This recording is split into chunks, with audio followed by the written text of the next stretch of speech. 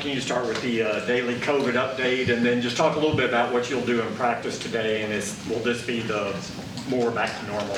Yes, nothing to report on the COVID front. We will be outside today. It'll be a full Thursday practice. We'll be in shells because, obviously you get to this time of year, you only have so many padded practices left. So full Thursday. How many padded practices do you have left? 2. What do you anticipate Tony being able to do today? This kind of will go as how he feels. He's going to give it a go today, and we'll see what the workload is once we get going. How much did he do yesterday? He was there. Obviously you saw the type of practice we were in. So, but more, the most important thing he did was work with Britt yesterday. So, getting better. How different is their offense without Jones and what you guys saw back maybe October? Just the quarterback options and the RPOs, they're definitely a lot higher, conceptually. But obviously they've had a play caller change, so there's been a slight adjustment there. And so, Dan and the staff have spent some extra time going back and looking at Freddie Kitchens' pass. We've been watching some Cleveland tape and things like that. So just trying to be ready for whatever direction we feel that they may try to go offensively. In your experience when there is that midseason coordinator change, how much does the offense actually change? How much what? When there's a midseason coordinator change, how much does the scheme change?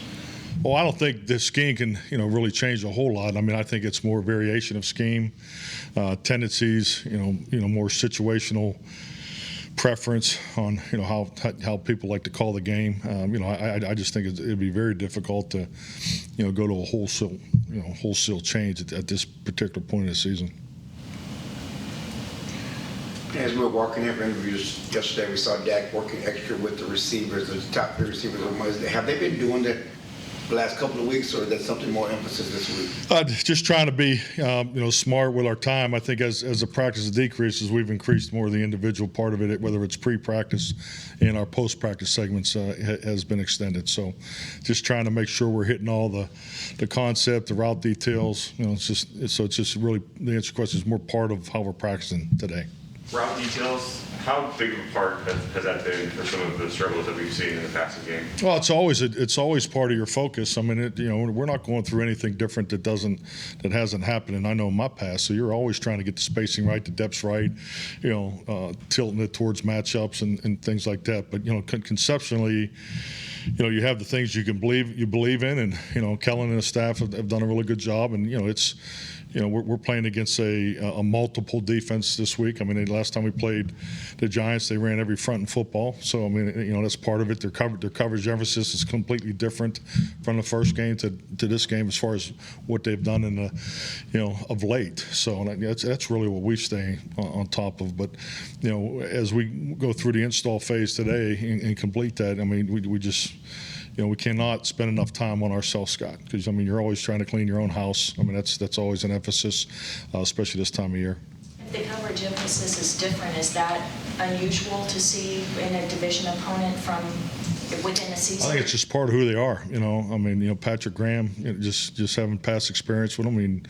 You understand his background and some of the things he's done in the past, but they've gone to some different coverage concepts, at mid-season, and I think it's. I don't know why. That's something that's probably answered internally, but it's definitely a challenge when you look at the volume of the things they do. Mike, you've reached the time of year when the league starts putting out playoff scenarios and clinching formulas. I hate to cut you off with great respect. We can't talk about that till next week. We have to get to 10 wins, right? All right. So it's not a guarantee. I'm just saying, when we get to 10 wins, we can talk about it. So. Dan mentioned how on Monday Mike had texted him, what do we have next? How much, as a coach, do you love seeing that from a player when he's already ready to start planning for the next thing?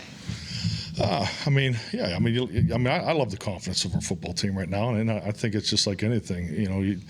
You got to handle the success of being, victorious each and every week, and I think that's why Mondays are important. I think it's important to, just stay in tune with your evaluation process, because I mean, it gives you clarity and gives you the real opportunity to grow. So yeah, but I love the confidence of our football team right now.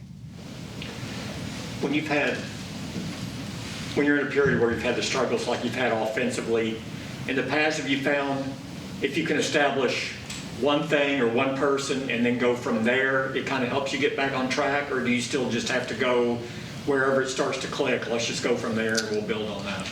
I think that's really what the self-scout part of it's for. You go through, your past experience.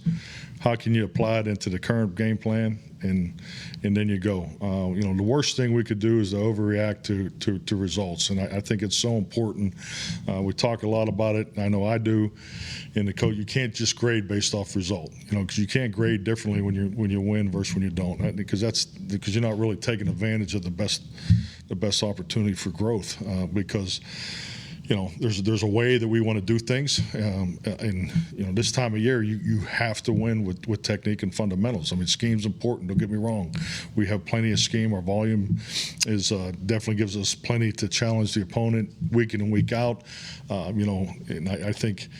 Anything, your natural reaction is to pull back when it doesn't happen, but you can pull back too much too. So I think just from experience, our volume still needs to be a competitive volume. We went a little higher in volume last week because we knew Washington were going to be playing them twice in 3 weeks. So, the mental errors may be a tad too high. So is that a reflection of that? So I mean, you're always trying to find that common ground to make sure there's not worse than when you're looking at your call sheet and you get out there and they've made some adjustments and you're not feeling great about your next call. So it puts you more into the in-game adjustment than you probably normally would be. So, I mean, there's always some level of that, but you just, it's a little bit of a balancing act. And I think it's just, once again, you just can't overreact on either side of the fence to results, because it's all about play style, production, the clarity of what you're getting done, from a technique and fundamental standpoint. And that's just the way we do it.